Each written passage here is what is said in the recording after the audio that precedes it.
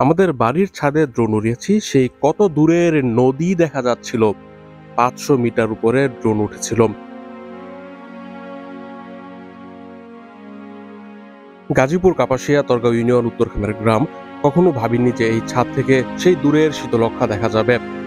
6-7 kilometre দূরে শীতলক্ষার অবস্থান। দক্ষিণ দিকে নদীর বাঁক দেখব, শীতলক্ষা কিংবা বানার। এমনকি বাড়ির সামনে যে এই খালটি রয়েছে, সেই খালটি বহু দূর গিয়ে ত্রিমুহনী থেকে বাঁক নিয়ে জামরি বিলের দিকে চলে গিয়েছে, তারপরে নদীতে পড়েছে।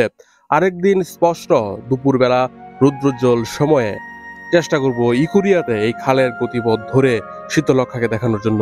এই ভিডিওতে কাপাসিয়ার তরগাঁও ইউনিয়ন, করিহাতা ইউনিয়নের বিস্তীর্ণ অঞ্চল দেখা যাচ্ছে। ত্রিমুহনী বাজার, মেরুয়া গ্রাম, আনজাবো গ্রাম, দক্ষিণ খামের গ্রাম, চরখামের, উত্তর খামের সীমিত পরিসরে, ছোট্ট পরিসরে আজকে দেখাচ্ছি। পরবর্তীতে বড় ক্যানভাসে, বড় পরিসরে দেখাবো।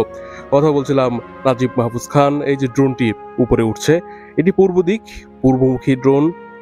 ক্যামেরা ধলেশ্বরীর খাল যাচ্ছে ত্রিমুহনীর দিকে। ত্রিমুহনী ঝাপসা দেখা যাচ্ছে। আমাকে ত্রিমুহনী অঞ্চলের একজন বেশ কয়েকবার রিকোয়েস্ট করেছিলেন ত্রিমুহনীর ভিডিও দেওয়ার জন্য। আমার বাড়ির কাছের সবচেয়ে বড় বাজার, কিন্তু এখন পর্যন্ত ত্রিমুহনীর ভিডিওটি নেই।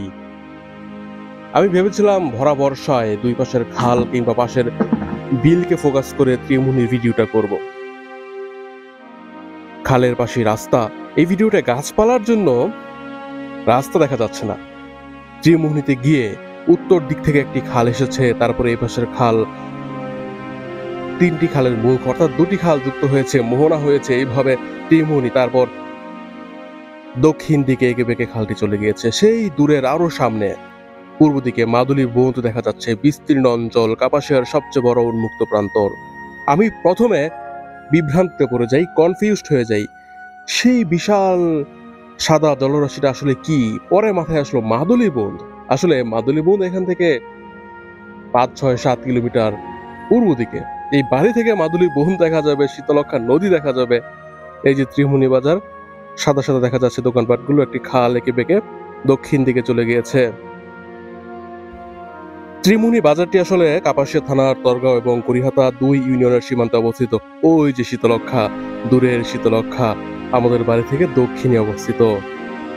গ্রামগুলো যেন দ্বীপের মতো, চারপাশেই খোলা জায়গা।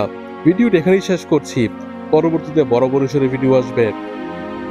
বাড়ির ছাদ, গত 2 দিন ভিডিও এডিটিং এ সময় দিয়েছি, ঘরেই ছিলাম। তার আগের 2 দিন মাদারীপুর পরিষদে ছিলাম। পুরো বাংলাদেশকে তুলে ধরতে চাই, সকল উপজেলাকে। শেষ করছি ছোট্ট ভিডিও। ভালো থাকবেন, পাশে থাকবেন, দেখা হবে অন্য কোনো ভিডিওতে। আল্লাহ হাফেজ।